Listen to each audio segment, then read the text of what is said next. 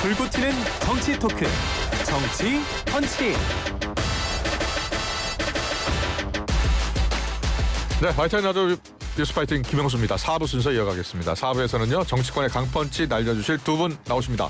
정광재 국민의힘 대변인, 서영주 전 민주당 상근 부대변인 나오셨습니다. 어서 오십시오. 네, 안녕하세요. 안녕하세요.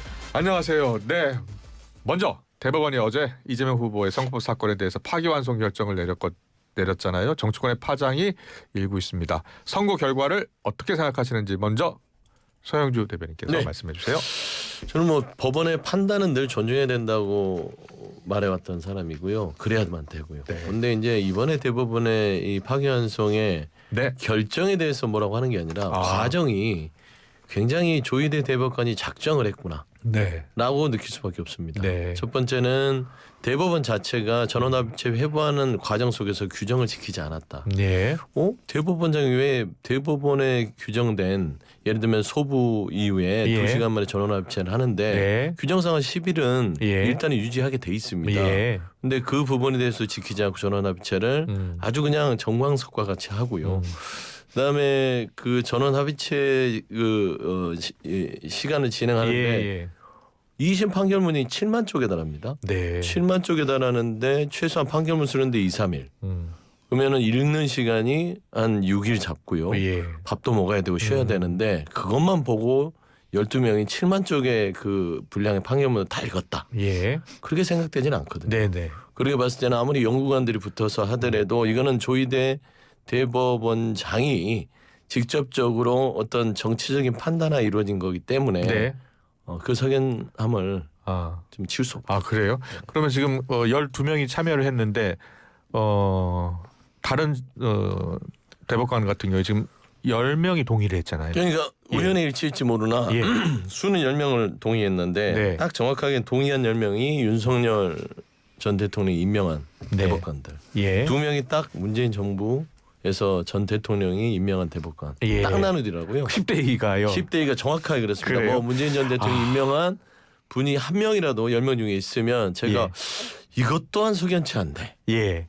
라고 했을 텐데 이번에 대법원의 판단 자체는 굉장히 작정한 석연치 않음의 연속이다. 알겠습니다. 자, 그 결정 내용보다도 과정에 문제가 있는 것 아니냐라는 지적입니다. 어떻게 보세요? 일단 어제가 노동절이었는데요. 네. 5월 1일은 우리 대한민국 역사에서 법치와 법상식의 복원이 이루어진 날이라고 기록될 겁니다. 예. 아주 상식적인 판결문을 썼다고 생각하거든요. 네. 어제 나오는 그 발언 25분 동안 또 나중에 나온 판결문 읽어보면서 예. 지난번 헌법재판소에서 윤석열 전 대통령을 파면했을 때 나왔던 예. 판결문 이상으로 완성도 높은 설득이 가능했다라고 예. 보기 때문에 예. 이 부분에 대해서 문제를 제기하기는 어려울 것 같고요. 어제 이례적으로 왜 대법원이 그럼 빨리 이 판결을 내릴 수밖에 없었는지에 대해서 네. 보도자료를 배포했더라고요. 아, 보도자료에서 그래요? 이렇게 예. 얘기했습니다. 1, 2심 판결이 극명하게 엇갈리면서 사회적 혼란이 지속되고 있다. 아. 이 혼란을 빨리 종식해줘야 할 예. 필요성이 있었다. 또 하나는 절차적 부당성으로 인해서 1심 판결이 지나치게 오랫동안 26개월 걸렸잖아요. 예. 그래서 선거법이라는 게 633 원칙이 지켜져야 함에도 불구하고 그러지 못했다는 점에서 빨리 결론을 내리기로 결정했다. 이것은 뭐 규정이 있다고 하지만 이런 그 대승적인 원칙에 입각해서 얼마든지 대법원에서 판단할 수 있는 겁니다. 예. 그 이제 앞으로가 이제 중요한데 일단 서울 고법에서 다시 판단하잖아요. 네. 근데 6월 3일이 대선일이에요. 그럼 그 사이에 과연 2심 서울 고법에서 판단이 나오고 다시 또 재선고하면 대법원에서 다시 또 결정을 해야 되는 상황까지 이 기간이 너무 짧다는 거예요. 네. 어떻게 보세요?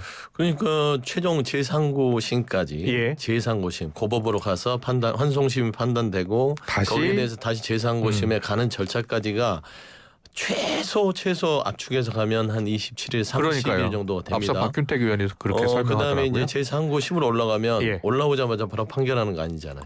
예. 최소한 한 10일 정도 숙성 기간이 있다면 네. 이미 6월 3일 이후에 그 최종적인 결론이 날 가능성이 크기 때문에 네.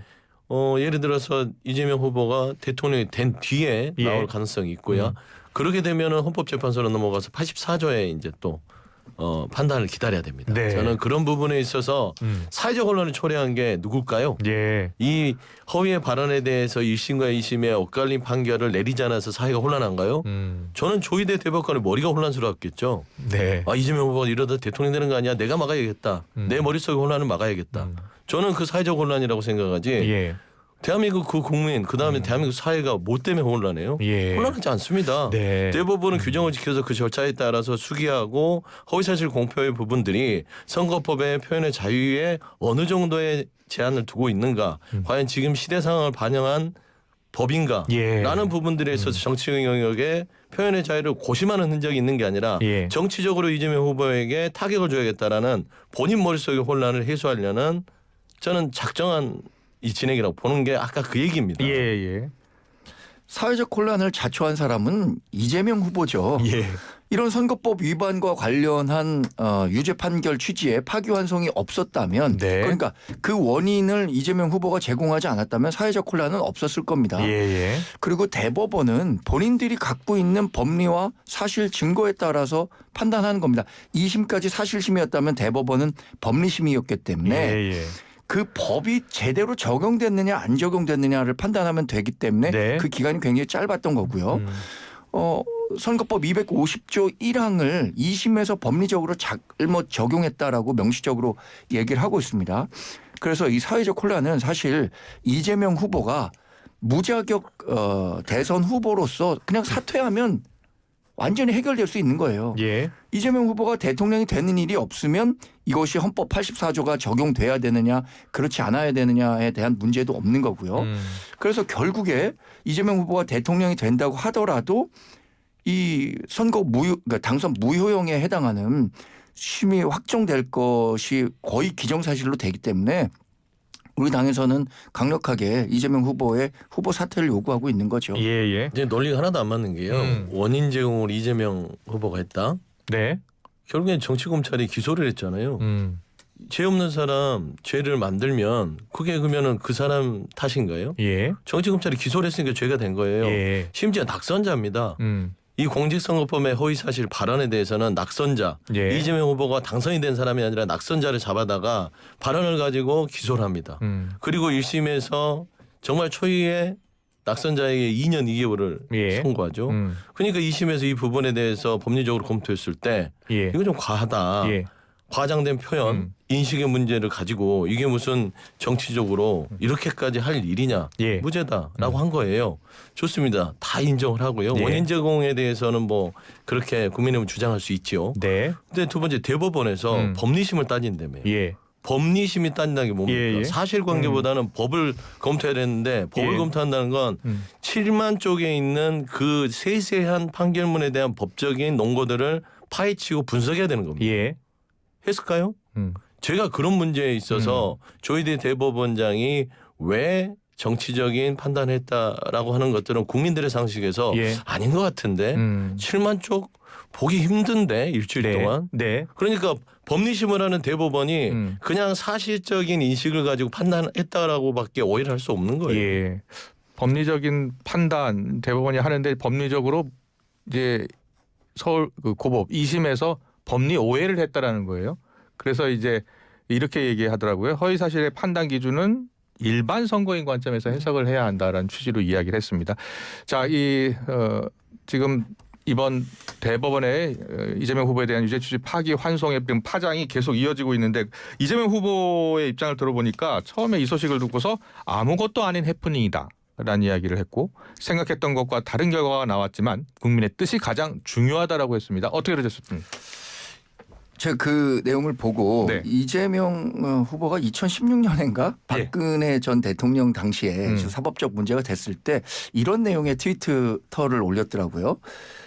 법 해석은 범죄 혐의자가 하는 것이 아니라 법에 예. 대한 판단은 판검사가 하는 겁니다. 쯧쯧 이렇게 올리셨어요. 예. 그러니까 이번에 그 대한 법리 해석은 대법원이 한 겁니다. 지금 본인의 판단은 분명히 다르겠죠. 범죄 혐의자가 하는 법의 판단은 본인에게 유리하게 이 해석할 수밖에 없는 거죠. 예.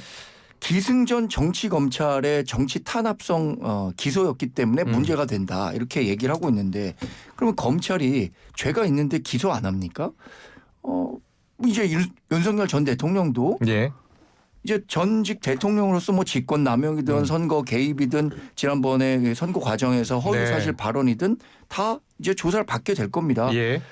이렇게 정치 검찰에 의해서 기소가 됐다고 하지만 만약에 그랬다면 죄가 없었다면 법원에서 이렇게 유죄 취지로 설명하지 않았겠죠. 예. 그러니까 자꾸 정치 검찰이라는 프레임을 이용해 갖고 이재명 후보가 무리한 정치 탄압을 받고 있다. 예. 이 부분은 자꾸 민주당이 국민을 상대로 가스라이팅 시키고 있다고 생각하고 예. 있습니다. 저는 예. 기본적으로. 예. 이재명 후보는 완주하겠다는 거죠. 그리고 뭐 후보 교체 뭐 사퇴 요구를 국민의힘에서도 하고 개혁신당에서도 하고 있지만 사퇴는 없다라는 거잖아요. 네, 그 판을 조희대 대법원장이 깔아준 거죠. 네. 이번 선거가 너무 밋밋하게 가니 대법원이 어떤 이재명 후보에 대해서 사법 리스크를 툭 얹어 놓겠다. 네. 저는 개인적으로 생각하기로는 뭐 84조에 대한 네. 헌법 84조에 대한 판단도 내리지 않았을 뿐더러 예. 애매하게 5월 1일 날 고법으로 환송하는 예. 파괴 환송에 대한 예. 문제 취지를 저 던진단 말입니다. 조희대 대법원장 판단하에 이게 6월 3일 전에 끝난다고 생각했을까요? 예. 그러진 않죠. 그 정도의 용기는 없었다. 왜냐하면 그렇게 했을 시에는 너무 대놓고 사법이 어떤 정치 영역에 들어온다는 오해를 분명히 하기 때문에 걸쳐놓은 것인데 입장을 바꿔놓고 한동훈 후보 예. 아니면은 김문수 후보 한덕수 권한대 나중에 새로운 정부를 이재명 후보가 맞이하게 된다면 가정입니다. 예. 그래서 이제 검찰이 수사를 해요. 그리고 탈탈 털어서 발언들을 다 뒤져서 예.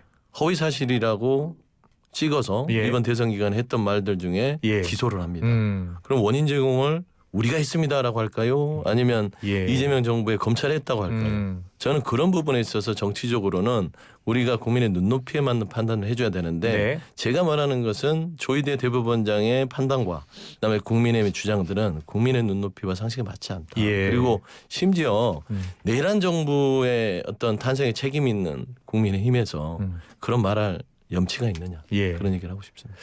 알겠습니다. 개혁신당의 이준석 의원 발언 이야기 좀 해볼게요. 이준석 의원이 이제 민주당 후보 곧 교체해야라고 하면서 이재명 후보가 후보 등록을 강행해서 당선이 되면 당선 무효, 선거 자체 무효 소지가 있다는 거예요. 어떻게 생각하세요? 제가 그동안 말씀드린 건데 예. 당연히 그 선거 피선거권이 없는 사람이 당선되는 것이 되면 예. 헌법 68조 2항에 이런 내용이 있습니다. 아까 이 헌법 84조의 적용과도 예. 연관된 부분인데 판결 등 기타의 사유로 직무수행이 불가능한 경우에 예. 60일 이내에 재선거를 하도록 규정이 돼 있습니다. 아. 그러니까 헌법 84조에는 불소추권이 있지만 예. 이 소추라는 것은 기소라는 것을 얘기하는 것이 재판의 진행을 얘기하는 것은 아니거든요. 예. 재판이 진행돼서 결국에는 이재명 후보가 대통령에 당선된 지 얼마 안 돼 다시 이 대통령을 다 뽑아야 하는 사유가 발생하게 되면 얼마나 국가적 손실입니까? 예. 국가의 통합을 지금 이재명 후보가 얘기하고 있는 거잖아요. 네. 그런데 이렇게 흠결이 있는 상태에서 대통령 자격이 없다고 생각하는 국민들이 많은 상황에서 나와서 당선이 된다고 하더라도 국가적 통합이 이루어지겠습니까? 그런 측면에서 뭐 이준석 후보나 우리 당 후보나 다 이재명 후보의 자진 사퇴를 요구하고 있지만 이것이 사실 우리가 요구하는 정치적 구호에 그칠 가능성이 크다고 봅니다. 예. 왜냐하면 본인의 의지가 가장 중요하고 6월 3일에 나오기 전까지는 적어도 형이 확정되지 않았기 때문에 예. 본인이 선거에 나갈 권리가 있다라고 얘기할 테니까요. 예.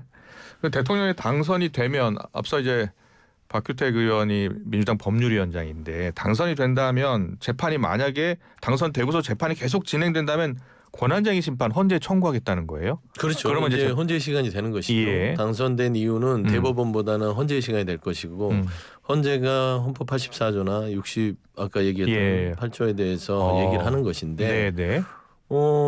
전체적으로 84제 법 취지는 왜 대통령에게 불소추 특권을 주느냐 형사상 네. 그럼 국정 안정성 예. 때문에 하는 거잖아요. 그게 무슨 소추의 영역이 기소는 되지만 뭐 재판에 대한 공소의 진행은 안 된다. 그거는 말이 안 맞잖아요. 예, 상식적으로. 예. 기본적으로 국정 안정을 위해서는 최소한의 검찰 기소와 재판에 있어서 중지를 시켜놔야 대통령이 외교 안보 부분에 있어서 안정적으로 할 수 있지. 그게 계속해서 재판이 진행된다면 그럼 뭐 어떤 나라하고 외교를 할 수 있고 예. 안보적인 정책에 있어서 중요한 결정할 수 있겠어요. 저는 그런 부분에 있어서는 선거용으로는 주장할 수 있으나 예. 사실상 헌재에서 정확한 판단을 해줄 것이다. 다만 현실적으로는 헌재가 이제 판단해야 되기 때문에 이 정치가 예. 왜 자꾸 이 정치의 목숨줄을 이 사법부에 맡기는지 아. 이 부분에 대해서는 예. 정치권 내에서도 한번 반성하고 서로 간에 이제 성찰할 부분인 것 같다. 알겠습니다. 조기 대선 6월 3일 치러지고요. 이달 말부터 사전 투표도 시작이 됩니다. 진짜 얼마 남지 않았거든요.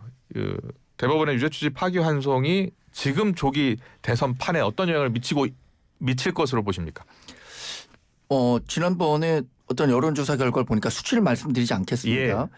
가장 큰 변수가 무엇이 될 것이냐라고 했을 때 이재명 후보의 예. 대법원 판결이 가장 많은 영향을 미칠 것이다라는 그 국민들의 예. 조사 결과가 있습니다. 예. 그러니까 이번에 판결로 인해서 그동안 이재명 후보를 자기는 이게 예. 정치 검찰에 의한 무리한 기소였기 때문에 정치 탄압의 결과여서 죽어도 이재명 후보를 뽑겠다는 사람이 분명히 있겠죠. 예. 그러나 그렇지 않는 그 많은 중도층 스윙보터들은 당연히 표심이 그 변화할 수밖에 없다고 생각하고요. 예. 그게 어떤 식으로 영향을 미칠까가 이번 대선 결과에 직접적인 영향을 줄 거라고 생각하고요. 아까 그 헌법 84조와 관련해서는 완전히 좀 다른 해석을 갖고 있기 그래요? 때문에 말씀하세요. 헌법 84조에서 불소추특권을 대통령에게 준 거는 예. 국정 운영의 결과로 인해서 그걸로 인해서 재판에 그 붙여지는 일은 없어야 한다. 예. 라는 측면에서 한 거지 대통령이 되기 전에 있었던 일에 대해서까지 재판을 받지 않을 권리를 준 건 아니라는 해석이에요. 예. 그러니까 이 84조와 관련해서 이런 게 논란이 되는 후보가 대통령 후보에 나와야 되느냐 이런 문제 근본적인 문제를 제기할 수밖에 없는 거죠. 알겠습니다.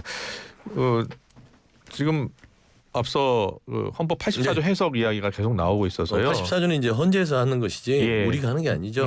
따지고 보면 이제 뭐 의견은 제시할 수 있고 네. 분석은 할 수 있으나 저는 이제 그런 84조의 논박들을 뭐 법률가 다른 뭐 보수 진영의 법률가 진보 진영의 법률가 또 평론가들이 나와서 하는 것은 네. 깊이 들어갈 필요도 없어요. 언젠간 한번 자리에서 얘기는 할 수 있으나 대법원의 판단은 깊이 이야기했잖아요. 우리가. 했죠. 예. 그러니까 이제 이런 양측의 얘기를 하는데 헌법재판소의 재판관들이 하는 것이고 우리가 8대0을 생각했던 사람이 국민의힘 쪽에 있었나요? 예. 한 명도 없었어요. 똑같습니다. 그래서 판단은 헌재에 맡겨놓자. 예. 네. 자, 지금 그래도 예. 헌재의 판단에 맡겨놔야 한다라고 말씀하시는 분이 있지만 예. 이것은 또 대법원의 영역이어서 대법원이 판결을 하면 그걸로 끝난다. 그렇지 않- 이렇게 네. 얘기하는 사람들도 예, 있어요. 그게 말이 안 되는 네. 게 아니 그럼 물론 그렇게 예. 얘기하지만 그러니까 또 뭐- 권한쟁의를 신청할 수 있다고 하는 네. 건데 그 부분 알겠습니다. 이제 네. 법적인 얘기 지금 정책 파장으로 넘어갔기 때문에 네. 지금 표심에 어떤 영향을 미칠까 관심이잖아요. 근데 저는 예. 이게 그 내란을 동조했거나 내란에 침묵했던 대한민국의 엘리트들의 반격이라고 생각해요. 네. 저는 이게 대한민국 국민들을 정말 우둔한 계몽의 대상으로 보는 사람들. 그러니까 엘리트주의자 중에서도 내란을 통해서 우리들의 기득권이 계속해서 백성 그러니까 국민들을 다스려야 된다라고 생각하는 사람들의 어떤 판단들이 움직이지 않느냐라고 저는 좀 개인적으로 보입니다. 그래요? 예. 근데 결국엔 국민들은 알아요. 국민들이 바보가 아닙니다. 대한민국 국민들 현명하시고요. 파면에 이르기까지 국민들이 없었으면 안 됐을 것이다. 네. 라고 봤을 때는 이재명 후보에 대한 이런 대법원의 석연치 않은 판단들이 결국에는 윤석열의 보험이 풀렸구나. 조희대 대법원장이 윤석열 전 대통령이 보험 들어놓은 거라고 생각하는 국민들이 많을 겁니다. 그래서 저는 이런 불합리하고 비상식적인 내란 세력의 반격들이 더 이상은 퍼지지 않아야겠다라는 측면에서 국민들은 이재명 후보를 지켜야겠다. 이재명 후보를 지켜야겠다는 왜냐하면 여론이 이게 높아질 것이다. 이제 언더독으로 가버린 거예요 이재명 후보를. 예. 그러니까 언더독인데 반전이 있는 언더독이 이재명 예. 후보가 되기 때문에 예, 예. 국민들은 언더독을 응원하게 돼 있습니다. 알겠습니다. 네. 두 분의 해석이 다른데 국민들이 다 보고 있을 거니까요. 보고 계실 거니까 판단을 해주실 것으로 봅니다. 이제 이 정책 사안 중에 한덕수 대행 오늘 출마 선언할 것 같습니다. 국민의힘에서는 한덕수 대행의 출마를 어떻게 보고 있어요? 환영하고 있는 건가요? 글쎄 여러 의견이 예. 있는 것 같은데요. 예. 한덕수 권한대행 이제 전 권한대행이 됐죠. 오늘서부터는 네. 최상목 그렇습니다. 경제부총리도 사퇴했기 한덕수 때문에 이주호 전 사회부총리가 총리. 예. 권한대행을 하게 되는 네. 셈인데 한덕수 전 권한대행의 개인 선택을 존중할 수밖에 없는 상황이죠. 네. 본인이 음. 권한대행에서 머물 것이 아니라 더 나와서 대선 후보로 뛰는 것이 국익에 더 부합하는 일이라고 판단했다면 예. 그 선택을 존중하는데 다만 그것이 그러면 본인의 선택에 대해 존중받으려면 국민적 공감대가 있어야 되잖아요. 네, 네. 그런 그 국민적 공감대를 얻을 수 있을 것인가에 대해서는 뭐 의문을 갖고 계신 분도 있고 그걸 지지하는 분도 있겠죠. 왜냐 이번에 이 어떤 조기 대선 국면에서 한덕수 전 권한대행이 이 국정 운영을 책임지는 대통령의 예. 지위에 있었고 또 선거를 잘 공정하게 관리해야 하는 막중한 책임이 있었는데 그것을 팽개치고 예. 나왔다는 부분에 대해서 그래요? 여러 의견이 있을 겁니다. 우리 당에서 뭐 예. 그 잘했다 못했다 이렇게 판단하기는 이를 것 같아요. 아, 그래요? 네. 예. 국민의힘에서는 예. 지금 어떤 입장인 것 같아요? 어떻게 보고 계세요? 뭐 처참하겠죠. 아, 그렇게 보세요. 왜 그러냐면 예. 자당의 후보로는 안 된다라는 네. 거를 지도부가 인정하고 있는 것이고 참 예. 저는 정치권의 여러 가지 사안들을 지켜보면서 지금 국민의힘 지도부가 아니 지금 2강으로 본인들의 후보를 선출하는데 왜 밖에 있는 한덕수 권한대행을 예. 끌어들여서 다녀야 된다. 그 지도부 해당 행위 아니에요? 예. 아니면은 좀 참담하다고 해야 되나? 아, 네. 우리 후보들 갖고는 안 되겠어 이런 거잖아요. 예. 그러면은 그 집안이 잘 되고 있지 않다라고 볼 수 있는 것이고 네.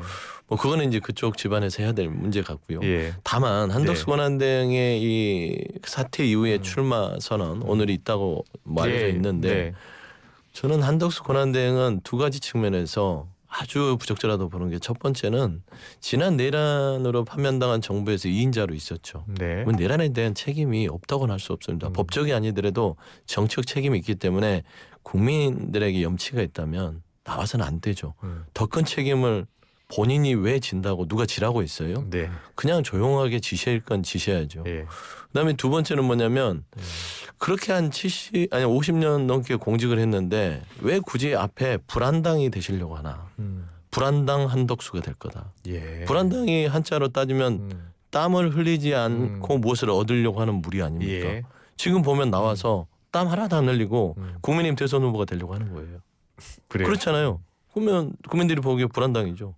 뭐 국민의힘 후보들도 그렇게 볼 건데 저는 별로 그 마지막이 그렇게 썩 좋은 모습으로 마무리되지 않을 것 같다. 그래 보여요. 국민의힘 대선 후보와 경선을 하게 되면 뭐 단일화를 한다면 한덕수 후보가 될 수 있다. 될 가능성이 지금 높다고 보세요? 국민의힘 지도부 그다음에 중진들의 움직임을 보면 네. 대놓고 한덕수 권한대행으로 예. 가야 된다. 예. 그러니까 이제 후보로 가야 된다라는 네. 의견이 그냥 지배적이잖아요. 대놓고. 그러면은 지금 봐서는 그 작업들이 국민의힘의 많은 친윤 그룹에서 움직이고 있다고 봤을 땐 한동훈 후보든 김문수 후보든 특히 김덕수라고 하는 김문수 후보는 그러게 뭐 양보가 할 수 있을 정도의 마음이 있을지 모르나 한동훈 후보가 만약 됐을 땐 네.